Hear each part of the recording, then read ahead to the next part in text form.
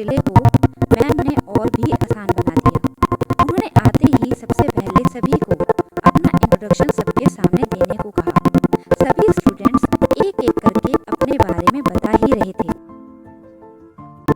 तभी जैसे ऋचा ने अपने बारे में कहना शुरू किया, मानो क्लास में बैठे विशाल की आंखें बस उसी पर टिकी रह गई।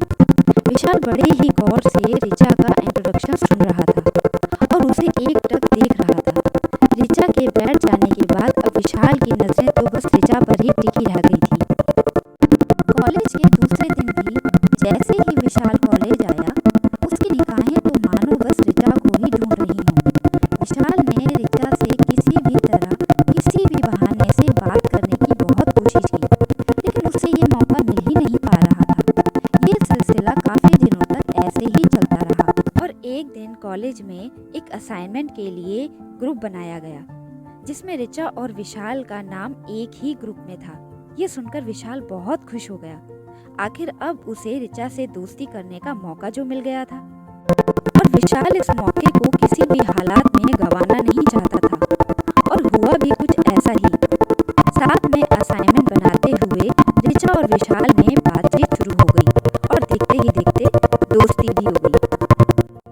समय के साथ साथ अब ऋचा और विशाल काफी अच्छे दोस्त बन चुके थे, लेकिन ऋचा और विशाल की दोस्ती धीरे धीरे कुछ ज्यादा ही बढ़ने लगी थी।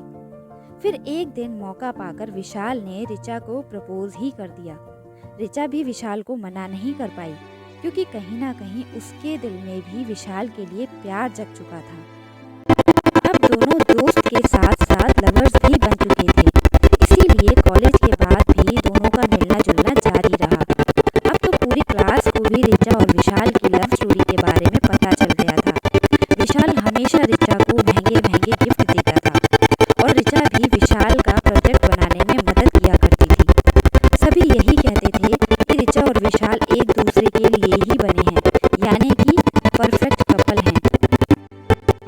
ऋचा हमेशा विशाल से शादी के लिए पूछती थी, तो विशाल हमेशा ऋचा को भरोसा दिलाकर ये कह देता था कि मैं भी तुम्हारे बिना जी नहीं सकता।